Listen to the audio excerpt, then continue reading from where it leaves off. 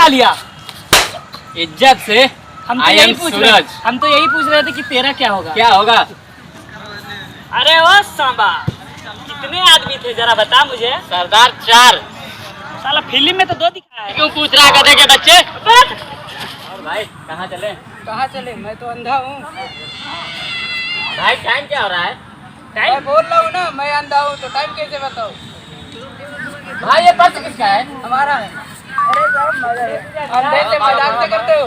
अरे ओ सांबा, कितने सरकार हम पे इनाम रखा है रे। सरदार, सरकार बदल गए, मोदी जी आए हैं। तो क्या हुआ? अब इनाम उनाम कुछ नहीं मिलेगा।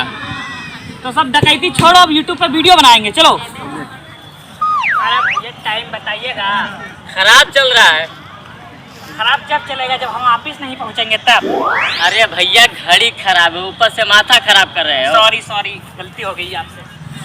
अरे भाई थोड़ा इज्जत से 2-4 बाल बचे वो भी ले गो क्या?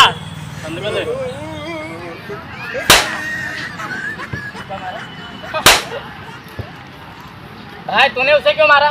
तूने मुझे मारा, मैंने तुझे बोला? नहीं। तो मैं उसको मार दिया तो तुझे तेरा क्या होगा?